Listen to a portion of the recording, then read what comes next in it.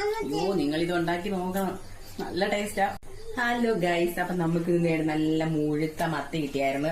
ആ മത്തിയുടെ നല്ല അടിപൊളി പരിഞ്ഞിൽ കിട്ടിയിട്ടുണ്ട്. കണ്ട, നല്ല അടിപൊളി പരിഞ്ഞിലാണ്. ഇപ്പൊ എന്തായാലും മത്തി കിട്ടുന്നവർക്കെല്ലാം പരിഞ്ഞിലുണ്ട്. അപ്പൊ നമുക്ക് ഈ പരിഞ്ഞിൽ എടുത്ത് ഒരു സൂത്രം ഉണ്ടാക്കാം. അപ്പൊ എങ്ങനെ ഉണ്ടാക്കുന്നത് നോക്കാം.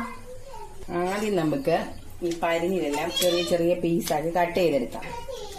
മത്തിയൊക്കെ കിട്ടുന്ന സമയം എന്തായാലും എല്ലാവരും ഇതൊന്ന് പരീക്ഷിച്ച് നോക്കണേ. കുറച്ചുകൂടെ കഴിഞ്ഞാൽ മത്തിയൊന്നും നമുക്ക് കിട്ടാനില്ല. ഇപ്പൊ എന്തായാലും നല്ല ഫ്രഷ് മത്തിയും നല്ല പരിഞ്ഞിൽ മത്തിയാണ്. ഇതിലെന്തേ നമ്മൾ നല്ല ചെറിയ പീസാക്കി എടുത്തിട്ടുണ്ട്. ഇനി ഇതിലേക്ക് നമുക്ക് ചെറിയ ഉള്ളി അരിഞ്ഞു വെച്ചേക്കുന്നതാണ്. അത് നമുക്ക് കുറച്ച് ചേർത്ത് കൊടുക്കാം.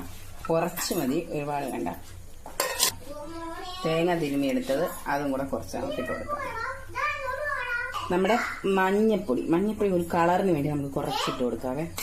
കുരുമുളക് പൊടി അതും നമുക്കൊരു ലേശം ഇട്ട് കൊടുക്കാം. ഇനി അത് മെയിനായിട്ട് നമ്മൾ ചേർക്കാൻ പോകുന്ന സാധനം, അതാണ് അതിന്റെ ഹൈലൈറ്റ്.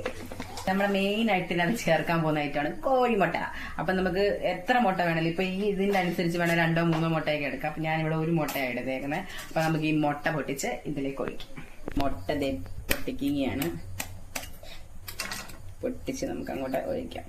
ഇനി നമുക്ക് നന്നായിട്ട് മിക്സ് ചെയ്ത് കൊടുക്കാവേ. ഇനി നമുക്കിത് നല്ലപോലെ അടിച്ചെടുക്കാം. ഉപ്പ് ചേർത്ത് കൊടുക്കാം. ഇപ്പൊ ഞാൻ ഇത്ര എടുത്തേക്കുന്നത് ചേർത്ത് കൊടുക്കാം. നമ്മുടെ സാധനം ഇവിടെ റെഡി ആയിട്ടുണ്ട്. ഇതാണ് ഇതിന്റെ മെയിൻ സാധനം. ഇനി നമുക്ക് ഇത് അടുപ്പത്തിട്ട് നല്ലപോലെ വേവിച്ചെടുക്കാം. മുട്ട പൊരിച്ചെടുക്കുന്ന പോലെ എടുക്കാം. എണ്ണ നല്ലപോലെ തട്ടി കൊടുക്കാം.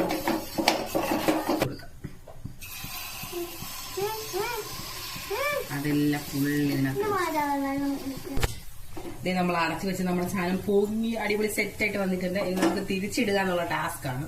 അപ്പൊ നമുക്ക് ഇത് 4ആയിട്ട് അങ്ങ് മുറിച്ചെടുക്കാം. വേവിച്ചെടുക്കണം. ഇതുപോലെ തന്നെ അപ്പുറത്തെ സൈഡും നമുക്ക് മുറിച്ചെടുക്കാം. ഇവിടെ എല്ലാവർക്കും ഇത് ഭയങ്കര ഇഷ്ടമാണ്. നിങ്ങളൊന്ന് ഉണ്ടാക്കി നോക്കണം. ഞാൻ ഒന്നും കൂടെ ഒന്ന് അടച്ചു വെക്കാം. നമ്മുടെ പരിഞ്ഞില് മുട്ട സാധനം ഇവിടെ റെഡി ആയിട്ടുണ്ട്. അപ്പൊ നമുക്ക് ഓരോ നമ്മുടെ പ്ലേറ്റിലേക്ക് മാറ്റാം. ഓരോ പീസ് നമുക്ക് എടുക്കാവേ.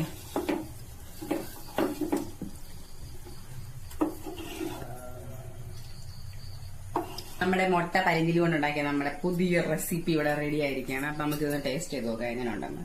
ഞാൻ കുറെ വട്ടം ടേസ്റ്റ് ചെയ്തിട്ടുള്ളയാ, എന്നാലും ടേസ്റ്റ് ചെയ്ത് നോക്കാം. നല്ല ചൂടുണ്ട്. ഞാൻ ഇവക്കും കൂടി ഇച്ചിരി കൊടുക്കട്ടെ. അതിലേക്ക് കട്ട് കഴിക്കാൻ വന്നിരിക്കുകയാണ്.